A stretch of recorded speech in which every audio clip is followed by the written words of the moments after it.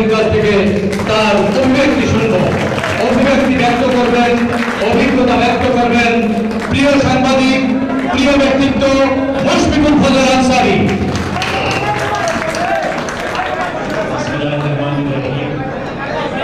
আজকের এই মহতী অনুষ্ঠানের সম্মানিত সভাপতি, বিভক্ত সাংবাদিক সৈয়দ আব্দুল আহমেদ, উপস্থিত সাংবাদিক নেতৃবৃন্দ এবং সামনে ভূমিষ্ঠ সাংবাদিক এবং পেশাজীবী পর্যায়ে বিভিন্ন নেতৃবৃন্দ, সকলকে আমি আমার ব্যক্তিগত পক্ষ থেকে আন্তরিক শুভেচ্ছা ও অভিনন্দন জানাচ্ছি। আমি শিকদার ভাই যখন বক্তৃতা করছিলেন, আব্দুল হাই শিকদার বিশিষ্ট নজরুল গবেষক, তার বক্তৃতার পর আমার মনে হলো যে তিনি যেমন কবি নজরুলের বিদ্রোহের কবি, দ্রোহের কবি নজরুলের পংক্তিগুলো উচ্চারণ করছিলেন, ঠিক সেই মুহূর্তে আমি স্থির করলাম যে আমিও যদি আমাদের জাতীয় কবি, আমাদের বিদ্রোহী কবি কাজী নজরুলের ভাষায় যদি আমি বলতে ইচ্ছে করে, আমি নৃত্য পাগল ছন্দ, আমি আপনার তালে নেচে যাই, আমি মুক্ত জীবন আনন্দ। এই মুক্ত পরিবেশে আপনাদের সামনে এসে যখন আমি এরকম একটি পংক্তি উচ্চারণ করবার জন্য মনস্থির করেছি, ঠিক সেই মুহূর্তে আমার সামনে ভেসে উঠেছে অসংখ্য গুলিবিদ্ধ লাশের ছিন্ন, অসংখ্য মানুষের গুম খুনের আহাজারি, পরিবারের আহাজারি। তখন আমার আবার বলতে ইচ্ছে করছে, মহাবিদ্রোহী রণক্লান্ত, আমি সেই দিন হব শান্ত, যবে উৎপীড়িতের ক্রন্দন রোল আকাশে বাতাসে ধরিবে না, ফ্যাসিস্ট হাসিনার খড়গ কৃপান ভীম রণভূমে রণিবে না। যে বাংলাদেশের অভ্যুত্থান ঘটেছিল একটি সশস্ত্র সংগ্রাম এবং বিপ্লবের মধ্য দিয়ে, মুক্তিযুদ্ধের মধ্য দিয়ে, যার চেতনা ছিল বাংলাদেশে একটি বৈষম্যহীন রাষ্ট্র থাকবে, গণতন্ত্র প্রতিষ্ঠা হবে, আমাদের অধিকার আমরা ফিরে পাবো, সেই বাংলাদেশকে কিভাবে এই তাবেদার ফ্যাসিস্ট সরকার 15টি বছর যেভাবে মানুষকে আষ্টে পৃষ্ঠে বেঁধে রেখেছিল, মানুষের অধিকারগুলোকে, মানুষের বেঁচে থাকার অধিকারগুলোকে, সেটি আর বলার অপেক্ষা রাখে না। আমি এই দিকে যাবো না, সেটি চর্বিত চর্বণ হবে, কারণ আপনারাই সবচেয়ে বেশি ভুক্তভোগী। অনেকে বলছিলেন যে আমরা যারা বাইরে থেকে কাজ করার সুযোগ হয়েছে, আমি কালকেও বলেছি যে আমরা কিন্তু একটা সুবিধাজনক স্থান থেকে কথা বলেছি, অর্থাৎ আমার ব্যক্তিগত নিরাপত্তাটা কিন্তু সেখানে হুমকির মধ্যে ছিল না, যদিও আমাদের পরিবারের হুমকির মধ্যে ছিল, আমি পরিবারের বিষয়টি সামনে আনতে চাই না। কিন্তু আপনারা যারা প্রত্যেকে বাংলাদেশে থাকা এবং বাংলাদেশের থেকে মুক্ত মতের চর্চা করা, এটি ছিল সবচেয়ে বড় চ্যালেঞ্জ, সবচেয়ে বড় বীরত্ব। এই বীরত্ব যারা দেখিয়েছে তারাই বীর শ্রেষ্ঠ আমি মনে করি। এবং এই বীরত্ব দেখাতে গিয়ে যাদের বুকের তাজা রক্তে রঞ্জিত হয়েছে, তারাই হচ্ছে সবচেয়ে বড় বীর শ্রেষ্ঠ। এবং তারা তাদের আজকের এই দিনে তাদের জন্য আমি মহান আল্লাহ রাব্বুল আলামিনের দরবারে শাহীদি যাতে মর্যাদা দান করেন সেটি প্রার্থনা করছি। বাংলাদেশের 15 বছরের যে শাসন, 15 বছরের যে শোষণ, এটি কিন্তু একদিনে অর্জিত হয়নি। এই যে অর্জন, এটি একটি দীর্ঘ সংগ্রামের ফসল। বাংলাদেশে অসংখ্য মানুষ গুম হয়েছে, খুন হয়েছে, রাতের আধারে তুলে নেওয়া হয়েছে এবং বাংলাদেশের মানুষকে প্রতিনিয়ত একটি ভয়ের মধ্যে, একটি ভীতির সংস্কৃতি চালু করা হয়েছিল। প্রতিনিয়ত মানুষ আটকে উঠতো, এই বুঝি কোনো মাইক্রোবাস আমাকে ফলো করছে, এই বুঝি আমাকে তুলে নিয়ে যাবে, এই বুঝি হয়তো আমাকে ইলিয়াস আলীর ভাগ্য বরণ করতে হতে পারে।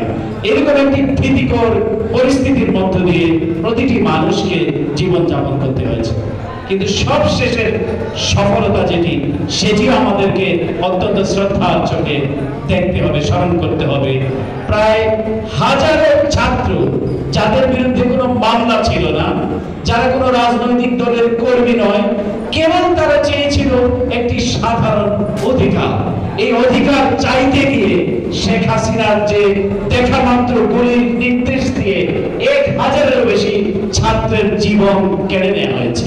আমরা হয়তো সেখানে এখন হয়তো একটু আনন্দ উল্লাস করছি, আমরা হয়তো তৃপ্তির প্রকাশ করছি, কিন্তু একবার ভাবুন ওই পরিবারের কথা, যে যার গেছে সে জানে সে কি হারিয়েছে। এখনো সে তার মা অপেক্ষা করছে, এই বুঝি তার ছেলে ফিরবে। স্ত্রী হয়তো অপেক্ষা করছে তার স্বামীকে ফিরে পাবে, তার অবুঝ সন্তানটিকে সে সান্ত্বনা দেওয়ার চেষ্টা করছে, মিথ্যে সান্ত্বনা, মিথ্যে আশ্বাস। এই পরিবারগুলো যে হারিয়েছে, যে স্যাক্রিফাইস, এটি হচ্ছে সবচেয়ে বড় স্যাক্রিফাইস, এটি হচ্ছে সবচেয়ে বড় বিসর্জন। আমি আজকের দিনে শ্রদ্ধার সাথে স্মরণ করছি এই সমস্ত ছাত্রদেরকে, যাদের বুকের তাজা রক্তে রঞ্জিত হয়েছে বাংলাদেশের রাজপথ, অর্জিত হয়েছে আমাদের কাঙ্ক্ষিত স্বাধীনতা, হাসিনা মুক্ত বাংলাদেশ। এখনো কিন্তু আমাদের, যিনি অনেকে বলছিলেন, আমাদের সবুজ ভাই, আব্দুল্লাহ ভাই, আব্দাল ভাই, অনেকে বলেছেন, ইলিয়াস খান, যে তারা এই অর্জন, এই আমাদের, আমরা এখন যদি বলি মনে করি যে আমাদের সবকিছু অর্জিত হয়েছে, সেটি কিন্তু ভাবলে চলবে না। এখনো এই স্বৈরাচারের প্রেতাত্মারা বিভিন্ন জায়গায় তারা ঘাপটি মেরে বসে আছে, আর বসে আছে বলে শেখ হাসিনা এই বক্তব্য প্রচার করার সাহস পায় যে সে নাকি খুব কাছাকাছি আছে, খুব তাড়াতাড়ি চলে আসবে। আমি বিশ্বাস করি বাংলাদেশের মানুষও তাই চায়, তুমি খুব তাড়াতাড়ি আসো এবং তোমাকে জবাবদিহিতার মুখোমুখি বাংলাদেশের মানুষ করতে চায়। আমি বাংলাদেশের মানুষের সৌভাগ্য, আমি বলবো যে বাংলাদেশের বর্তমান সরকার পরিচালনার দায়িত্ব পেয়েছেন একজন নোবেল বিজয়ী অর্থনীতিবিদ, যার নামের পরিচয়ে আমরা নিজেরাও কিন্তু বিশ্বসভায় আলোকিত হয়েছি। দুটি উদাহরণ দিতে পারি। যখন প্রফেসর মোহাম্মদ ইউনূস, তিনি আপনারা জানেন ইউনাইটেড নেশনসের তিনি একজন গ্লোবাল অ্যাম্বাসেডর ছিলেন, তিনি যখন তিনি এই সময় তিনি জাতিসংঘের সাধারণ অধিবেশনে যাবেন সরকার প্রধান হিসেবে, কিন্তু জাতিসংঘের প্রতিটি অধিবেশনে তিনি একজন এক্সপার্ট, রেসপেক্টেড মানুষ হিসেবে তিনি বহুবার অংশগ্রহণ করেছেন। একটি অনুষ্ঠান থেকে আমি যখন দেখলাম যে তার এই অনুষ্ঠানে তিনি বক্তৃতা করছিলেন, আমি সেখানে উপস্থিত ছিলাম। আমার পাশেই ছিলেন একটু বয়স্ক দুজন ভদ্র মহিলা, দুজন মানুষ, একজন ভদ্র মহিলা, একজন ভদ্র মহোদয়। তারা প্রায় 70 বয়স্ক, অবশ্যই তারা শ্বেতাঙ্গ মানুষ। প্রফেসর ইউনূস যখন তার বক্তৃতা রাখছিলেন, তখন দেখি ওই দুইজন মানুষের চোখ দিয়ে তোড় করে পানি পড়ছে। আমার মনে হচ্ছিল যে প্রফেসর ইউনূস যে বক্তৃতা রাখছেন, এটি কিন্তু কান্নার কোনো বিষয় নয়, মানে ওই মুহূর্তে, কিন্তু তারা কাঁদছে। আমি জিজ্ঞেস করলাম অনুষ্ঠান শেষে যে আপনারা কাঁদছিলেন কেন প্রফেসর ইউনূস যখন বক্তৃতা করছিলেন? উনি বললেন যে we can believe professor Yunus speaking in front of us. এই জন্য আমরা কাঁদছি যে প্রফেসর ইউনূসের বক্তব্য, ব্যাংকার অফ দ্য পুয়ার, তার বক্তব্য আমরা সামনে থেকে শুনতে পাচ্ছি। এইরকম একটা রেসপেক্টেড জায়গায়, সম্মানের জায়গায় আপনাদের যে আপদকালীন অভিভাবক, আমি বলবো এই ট্রানজিশনের যিনি দায়িত্ব নিয়েছেন, একটি বিপ্লবের মধ্য দিয়ে যে সরকার প্রতিষ্ঠিত হয়েছে, এই বিপ্লবী সরকারের যিনি প্রধান হয়েছেন, তার অবস্থান সারা গ্লোবালে। পক্ষান্তরে শেখ হাসিনা যখন সেখানে যেত তার বিশাল বহর নিয়ে, 200 জনের বিহল নিয়ে, তো আমি বললাম যে oh you are from Bangladesh? বলতেছে are you from Bangladesh? Yes I am from. Oh this lady is your prime minister? Oh my god, such a weapon. মানে এইভাবে ঘৃণার চোখে, বিদ্রুপের চোখে এই মহিলাটিকে দেখা হতো সারা গ্লোবাল প্ল্যাটফর্মে। তা আমরা অবশ্য বলতাম না সে আমাদের গণতন্ত্র ধ্বংস করেছে, আমরা গণতন্ত্র পুনরুদ্ধারের জন্য আমরা সংগ্রাম করছি। তো যখন প্রফেসর ইউনূসের নেতৃত্বে এরকম একটি সরকার গঠিত হয়েছে, আমি রবীন্দ্রনাথের একটি কথা আছে, তোমার পতাকা যাহারে দাও তাহারে পরিবার দিয়ে শক্তি। আপনারা যে দায়িত্বটুকু পেয়েছেন, এই দায়িত্বটুকু কিন্তু এদেশের শ্রমিক, কৃষক, মেহনতি মানুষ, ছাত্র জনতার একটি আমানতদারি। প্রত্যেকটি উপদেষ্টা পরিষদের সদস্যকে এটি খেয়াল রাখতে হবে, এই আমানতদারির খেয়ানত যাতে না হয়। স্বৈরাচারের প্রেতাত্মারা, ফ্যাসিস্টের দোসররা কোন ধরনের আবরণে আপনাদের মধ্যে যাতে মিশে যেতে না পারে। ফ্যাসিস্ট ফ্যাসিস্টদের সঙ্গে, স্বৈরাচারের সঙ্গে আপোষ করে বাংলাদেশে মানুষের অধিকার প্রতিষ্ঠা করা অসম্ভব। সুতরাং আবার এটিও মনে রাখতে হবে যে এখানে কার অংশগ্রহণ বেশি ছিল, কার অংশগ্রহণ কম ছিল, এই বিভেদে না যে বাংলাদেশে এখন সবচেয়ে বড় দরকার প্রয়োজন সেটি হচ্ছে একটি জাতীয় ঐক্য। এই ইউনিটি ধ্বংস করবার জন্য প্রতিবেশী দেশ থেকে এই মহিলাটি বসে এবং তার দোসররা বসে নানা ধরনের চক্রান্ত ষড়যন্ত্র করছে। আমি বাংলাদেশের বিরোধী রাজনৈতিক দলগুলোকে এবং বাংলাদেশের ছাত্র জনতাকে যারা এই আন্দোলনকে মঞ্জিলে মকসুদে পৌঁছে দিয়েছে তাদের প্রতি আমি অনুরোধ করব, ইউনিটিকে নষ্ট করা যাবে না। এবং কোন এই সোসাইটিকে আমরা ইনক্লুসিভ সোসাইটি বলছি, যে পরিবর্তন, যে বৈষম্যহীন সমাজ প্রতিষ্ঠার দাবিতে ছাত্ররা নেমেছে, রক্ত দিয়েছে। সুতরাং সেখানে কোন ধরনের ভেদাভেদ, দ্বন্দ্ব, কলহ, বৈষম্য রাখা যাবে না। বৈষম্য মুক্ত বাংলাদেশ করতে হবে। আমাদের আচরণগত পরিবর্তনও দরকার। একটি দেশে পরিবর্তন তখনই সম্ভব যখন আপনি আচরণগত পরিবর্তন করতে পারবেন। আপনার নিজের পরিচয়ে পরিচিত হতে হবে। আমি অমুক ভাইয়ের লোক, অমুক ভাই আপনাকে সালাম দিয়েছে, অমুক ভাই দেখা করতে বলেছে। এইসব সংস্কৃতি আপনাদেরকে পেছনে ফেলে নিজের আইডেন্টিটি নিয়ে আমি কি এবং আমি কি করতে পারি সেটা নিয়ে সামনে যেতে হবে। এবং এই যে ফুল দেওয়ার যে একটা প্রবণতা, আমি আসলে কাউকে হার্ট করতে চাই না, তবে এটাও খুব ভালো লক্ষণ নয় যে পরিবর্তনের কথা আমরা চাইছি, যে পরিবর্তনের প্রত্যাশা আমরা করছি। যে আমি একটা ফুল দিয়েই আমি একটা সোশ্যাল মিডিয়াতে এটি দিয়ে দিলাম, কিন্তু ভাবতে হবে এই সোশ্যাল মিডিয়াটি দেখছে আবু সাইদের মা, হয়তো এই সোশ্যাল মিডিয়াটি হয়তো দেখছে রেসিডেন্সিয়াল মডেলের সেই অরুণ ছাত্রটির মা, তখন তার মনের কি আকুতি হতে পারে সেটিও আপনাদেরকে বিবেচনায় রাখতে হবে। সুতরাং আবেগের বসে, ঝোঁকের বসে আমরা কিন্তু আমাদের বিবেক বোধকে, আমরা আমাদের এই যে সহানুভূতি, সহমর্মিতা, সেটাকে আমরা যাতে বিসর্জন না দিই সেটি আপনাদেরকে মনে রাখতে হবে। বাংলাদেশের আজকে আমি বাংলাদেশের মিডিয়া যে অবস্থা দেখছি, যে বাংলাদেশে তারা খুবই এই মুহূর্তে মনে হচ্ছে যে খুব স্বাধীনতা তারা এনজয় করছে, এবং তারা অনেকেই দেখেছি যে খুব রাতারাতি সকল মিডিয়ার কথা বলছি, সবাই নয়, তাদের খোলস বদলে ফেলেছে। তবে আমি এটি পজিটিভলি ভাবে নিতে চাই। আমি কোন মিডিয়ার বন্ধের বিপক্ষে নই, কারণ আমি মুক্তমতে বিশ্বাস করি। আমি চাই প্রতিটি মিডিয়া, ইলেকট্রনিক হোক অথবা প্রিন্ট হোক, তারা তাদের স্বমহিমায় প্রতিষ্ঠিত হবে পেশাদারিত্বের ভিত্তিতে। যে সমস্ত লুটেরা, যে সমস্ত দুর্নীতিবাজদেরকে শেখ হাসিনা এই মিডিয়াগুলোর লাইসেন্স দিয়েছে, এই মিডিয়াগুলোকে জনগণের মিডিয়া, জনগণের মালিকানায় নিয়ে আসতে হবে। এখানে জনগণের অংশীদারিত্ব প্রতিষ্ঠিত করতে হবে।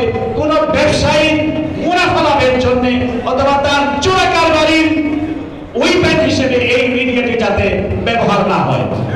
যারা সাংবাদিক আছেন, আমরা জানি আপনাদের অনেকের সঙ্গে যোগাযোগ হতো, যারা ঈদের দিনেও একটু ভালো বাজার করতে পারতেন না, তাদের সন্তানকে একটা বাচ্চাদের জন্য কাপড় কিনতে পারতেন না, কিন্তু তাদের নীতির সাথে, নৈতিকতার সাথে আপোষ করেননি। এখন চাইবে এই সমস্ত মিডিয়া মুগলরা আপনাদের মধ্যে ডিস্ট্রিবিউট করে, সুবিধা ডিস্ট্রিবিউট করে আপনাদেরকে কাছে বেড়াতে। মনে রাখতে হবে যে নীতি নৈতিকতা দিয়ে, যে স্যাক্রিফাইস করে আপনারা 15 বছর আপনারা কাটিয়েছেন, কোন মিডিয়া মোগলের কোন দুর্বৃত্ত, কোন লুটেরার কাছে আপনারা বিবেক বন্ধ করবেন না। সেটি আপনাদের কাছে আমার শরীর বন্ধ হলো। এই দুনিয়া আপনি কতদিনই বা বাঁচবেন, কিন্তু এই যে ইতিহাস রেখে যাবে, আপনার যে প্রজন্ম দেখবে যে আমার বাবা ছিল একজন সাহসী সাংবাদিক, তার গর্বিত উত্তরাধিকার আমি কোন ধরনের মিডিয়া দুর্বৃত্তের কাছে আমার বাবা অধিষ্কার করেনি। সেটি হচ্ছে আপনার গর্বের জায়গা, সেটি হচ্ছে আপনার প্রেরণার জায়গা। আমি জানি আপনাদের কষ্ট হচ্ছে, কিন্তু এই কষ্টের সুফল কোন একজন যাতে ভোগ না করে, সকলে মিলে সকলের মালিকানা প্রতিষ্ঠিত করতে হবে। কারণ এই সমস্ত মিডিয়াতে আপনাদেরকে একসময় চাকরি দেয়নি, আপনি বিরুদ্ধ মত পোষণ করেন। এখন হয়তো তারা চাইবে আপনাকে পকেটে ভরে, মুশফিকুল ফজল আনসারী তো আমার লোক, কাজে আমি তো সব ধরনের সুবিধা পাবো এবং খুব কাছাকাছি পৌঁছে যেতে পারবো। এটি যাতে না হয়, সুতরাং আপনাকে এটি মনে রাখতে হবে।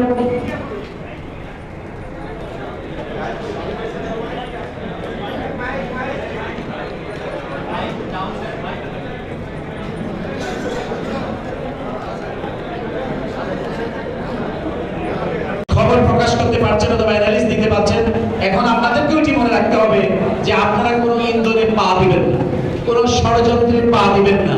জাতীয় ঐক্যকে অটুট রাখতে আপনারা ভূমিকা রাখবেন। যে ক্ষতি আপনাদের হয়েছে, যে ক্ষতি আমাদের হয়েছে, এই ক্ষতিকে পুষিয়ে দিতে হবে আমাদেরকে, সাদাকে সাদা এবং কালোকে কালো বলে। আর এই শেখ হাসিনা যে দানবে পরিণত হয়েছে, এই দানব হওয়ার পেছনে এই মিডিয়াও কিন্তু সহায়ক শক্তি হিসেবে কাজ করেছে। অবশ্যই আমি বলবো না যারা কাজ করে তারা, এই মিডিয়ার মালিকরা, যারা চোরাকার মালিক, কালো টাকার মালিক, দুর্বৃত্ত, তারাই কিন্তু ম্যানেজ করে এই সমস্ত টিভি চ্যানেলগুলোর মালিকারা তারা পেয়েছে। সুতরাং এই মালিকানাতে ট্রান্সপারেন্সি আনতে হবে এবং সকলে সেখানে ন্যায্যতা প্রতিষ্ঠিত করতে হবে। বন্ধ করা কোনো সমাধান নয়, বরং এটাকে সংশোধন করা, এটাকে জনগণের উপযোগী করে গড়ে তোলা, একটি কাজের ক্ষেত্র তৈরি করা, সেটি সমাধান বলে একজন মিডিয়া কর্মী হিসেবে আমি মনে করি। তো যাই হোক, আপনারা অনেকে স্টেট ডিপার্টমেন্ট এবং বিদেশের কথা বলেছেন, কিন্তু বলছেন যে আমেরিকা বোধহয়, বিশেষ করে যাদের পতন ঘটেছে তারা আমেরিকাকে ইন্ডিকেট করে এই কথাগুলো বলে যে আমেরিকা রেজিম চেঞ্জ করেছে। আমি হলফ করে বলতে পারি আমেরিকার কোনো রেজিম বাংলাদেশে করেনি। বাংলাদেশের মানুষ, বাংলাদেশের ছাত্র জনতা তাদের সর্বোচ্চ আত্মত্যাগের মাধ্যম দিয়ে এই রেজিমকে চেঞ্জ করেছে এবং শেখ হাসিনা তার স্বামীর দেশে চলে গিয়েছে। আমি ভারতের পলিটিশিয়ানদেরকে বলেছি, তাদের প্রাক্তন ফরেন মিনিস্টারকে বলেছি, সেদিনও আমি ভারতের বিরোধী দলীয় নেতা রাহুল গান্ধীকে বলেছি, আমি অন রেকর্ড বলতে চাই, আমি বলেছি যে আপনারা শুধু বাংলাদেশের সম্পর্কের ক্ষেত্রে একটি দল এবং একজন ব্যক্তিকে আপনারা বেছে নিয়েছেন এবং সমগ্র বাংলাদেশিকে আপনারা প্রতিপক্ষ বানিয়েছেন। আপনারা যদি গণতন্ত্রে বিশ্বাস করেন, আপনারা যদি মনে করেন India is the largest democracy in the world, তাহলে আপনাদের মানুষের আকাঙ্ক্ষার প্রতি আপনাদেরকে গুরুত্ব দিতে হবে, মানুষের আকাঙ্ক্ষার প্রতি আপনাদেরকে শ্রদ্ধা পোষণ করতে হবে। আমি ভারতের সঙ্গে আমাদের সম্পর্ক হতে হবে বন্ধুত্ব হতে হবে সমতা এবং সমমর্যাদার ভিত্তিতে। আপনি যদি আমার সুপিরিয়র ভাবেন তাহলে তার বন্ধুত্ব হবে না। অবশ্যই ভারত বাংলাদেশের একটি বড় প্রতিবেশী রাষ্ট্র, 54টি অভিন্ন নদী আমাদের রয়েছে, বিশাল ল্যান্ড বাউন্ডারি আমরা হেল্প করি, আমরা শেয়ার করি, কিন্তু ভারতের সাথে ভারতকে বুঝতে হবে যে বাংলাদেশের মানুষের হৃদয়কে জয় করতে হবে। বাংলাদেশের মানুষের পেছনে গোয়েন্দা সংস্থাকে লেগিয়ে দিয়ে বাংলাদেশের মানুষের মন পাওয়া যাবে না। সুতরাং আপনাদেরকে গোয়েন্দা সংস্থার লোকদেরকে নিয়ন্ত্রণে রাখতে হবে। আপনাদের এই যারা গোয়েন্দা সংস্থা দিয়ে বাংলাদেশের মানুষের, সাধারণ মানুষের অধিকার কেড়ে নেওয়ার জন্য এই যে এস্টাবলিশমেন্টে যে কাজ করেছে, এটি অত্যন্ত অন্যায় কাজ করেছে, গর্হিত কাজ করেছে। আমি বলেছি এনাফ ইজ এনাফ, এখন আপনাদের ড্যামেজ কন্ট্রোলের সময়। এই ড্যামেজটা আপনাদেরকে কন্ট্রোল করতে হবে। এবং আমি রাহুল গান্ধী কিন্তু তিনি একমত পোষণ করেছেন, বলেছেন আমরাও একটা ব্যক্তি বিশেষের সঙ্গে, তিনি যেটি বলেছেন, যদি তিনি সরকারে নাই, সরকারে যারা আছে তারা তো আপনারা জানেন তারা কারা, তাদের কিন্তু তিনি বলেছেন যে আমি এককভাবে কোনো ব্যক্তির সাথে, কোনো দলের সাথে সম্পর্ক আমরা করতে রাজি নই। আমরা বাংলাদেশের মানুষের যে অ্যাসপাইরেশন এবং প্রফেসর ইউনুসেরও খুশি প্রশংসা তারা করেছেন, কিন্তু আমরা চাই মানুষের আকাঙ্ক্ষার প্রতি আমরা রেসপেক্ট করতে চাই। যদিও আমরা দেখেছি 2014 সালকে সুজাতা সিংকে তারা বাংলাদেশে পাঠাতে ভুল করেনি, সুতরাং এই ভুলগুলি আর করা যাবে না এবং বাংলাদেশের মানুষকে দমিয়ে রাখার অথবা পারচেজ করার চেষ্টা নয়া দিল্লি যাতে না করে। আমাদের পরিষ্কার আমরা স্বাধীন জাতি, আমাদের স্বকীয়তা, আমাদের ব্যক্তিত্ববোধ, আমাদের স্বতন্ত্রবোধ সবকিছুর সম্মিলন ঘটিয়ে আমরা বাংলাদেশকে সামনের দিকে এগিয়ে নিয়ে যাব এবং আমি বিশ্বাস করি প্রফেসর মোহাম্মদ ইউনূস, আমি যতটুকু তাকে চিনি, তিনি একজন নির্লোভ ব্যক্তি। অসংখ্য অর্জন তার রয়েছে, নোবেল প্রাইজের মতো প্রাইজ, যুক্তরাষ্ট্রের দুটি সবচেয়ে বড় সম্মাননা পুরস্কার তিনি পেয়েছেন, আপনারা জানেন, প্রেসিডেন্ট গোল্ড মেডেল এবং কংগ্রেশনাল মেডেল, অর্থাৎ বোথ দি হাউস তাকে এই অ্যাওয়ার্ডটি প্রদান করেছে। এবং আমি বিশ্বাস করি যুক্তরাষ্ট্রের কংগ্রেস অর্থাৎ সিনেট এবং কংগ্রেস বোথ হাউস তাকে বক্তৃতা দেওয়ার জন্য কংগ্রেসে আমন্ত্রণ জানাবে, আমি এটা বিশ্বাস করি। আমি বলছি না, কারণ যেই কংগ্রেসে যদি নেতানিয়াহু তোমরা বক্তৃতা দিতে আমন্ত্রণ করতে পারো, তোমরা যদি নরেন্দ্র মোদীকে আমন্ত্রণ জানাও, why not প্রফেসর ইউনূস? আমি সেটা তাদেরকে বলছি। সুতরাং আমরা একটি ভালো জায়গা পেয়েছি, যে জায়গাটিকে আমরা প্রমোট করতে পারবো। আর বাকি যারা আছেন, আমি সকলকে অনুরোধ করব, উপদেষ্টা পরিষদে যারা আছেন তারা অত্যন্ত শ্রদ্ধেয় ব্যক্তিত্ব, তারা তাদের প্রফেশনে অত্যন্ত ভালো দক্ষতার পরিচয় রেখেছেন, কিন্তু আপনাদেরকেও মানুষের পালস কিন্তু রিড করতে জানতে হবে, মানুষের অনুভূতিতে আঘাত দেওয়া যাবে না। এই 15 বছরের দুঃশাসনের বিরুদ্ধে যারা লড়েছে, যারা গুম হয়েছে, খুন হয়েছে, তাদেরকেও আপনাদের অ্যাকাউন্টে নিতে হবে। অবশ্যই ছাত্র জনতা যাদের রক্তে আমরা সফলতা অর্জন করেছি, সেই সঙ্গে সঙ্গে যে গুম হয়েছে, যে পরিবারটি খুন হয়েছে, বেগম খালেদা জিয়ার মতো প্রধানমন্ত্রী, যিনি সারা বাংলাদেশে নির্বাচন করে জয়ী হয়েছে।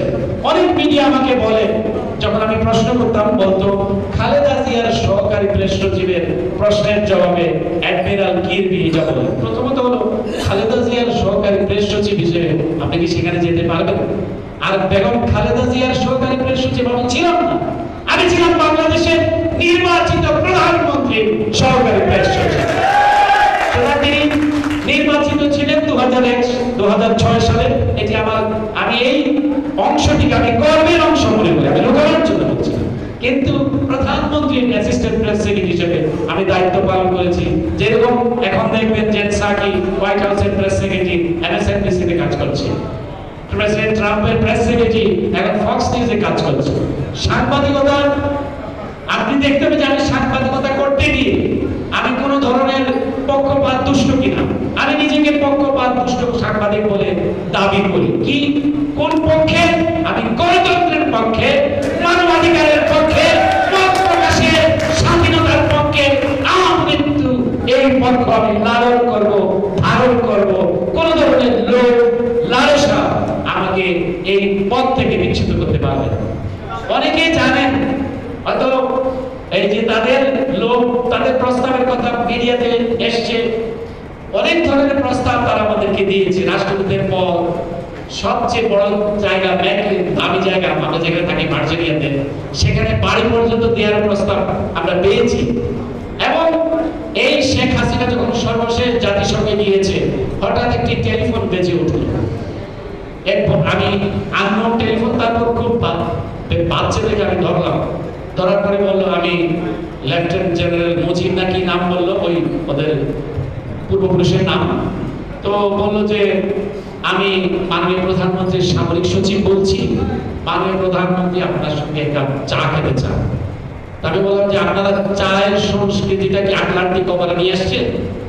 গোপা টুঙ্গি পাড়ার থেকে এখন আটলান্টিকের ওপারে আপনারা চায়ের সংস্কৃতিটা নিয়ে আসছেন। Minded general in United states.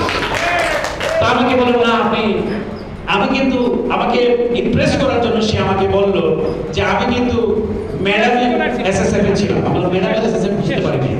বলে যে আমি ম্যাডাম যখন প্রধানমন্ত্রী ছিলেন তখন আমি এসএসএফ এ কাজ করতাম। আমি বললাম যে সেই বিবেচনায় কি হাসিনা, এইভাবে সেই বিবেচনায় কি হাসিনা আপনাকে এসএসএফ এর প্রধান অথবা সামরিক সচিব করেছে, সেটা আমাকে বিশ্বাস করতে বলেন? বললো আমি ভাই আপনার সঙ্গে আসলে তর্কে পারবো না, বুঝেন তো আমরা চাকরি করি, তো এই জন্য আপনি যদি আমি বললাম আমার যা কিছু সব কিন্তু পাবলিক, প্রাইভেট কিছু নেই।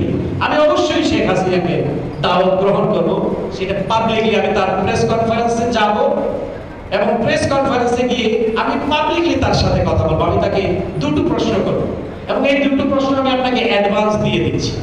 একটি প্রশ্ন হলো যে শেখ হাসিনা যে বাংলাদেশকে কবে তিনি একটি নির্দলীয় নিরপেক্ষ সরকারের কাছে ক্ষমতা হস্তান্তর করে মানুষের উপর থেকে এই জগদ্দল পাথরটি সরিয়ে নেবেন? সেটি আমার প্রথম প্রশ্ন।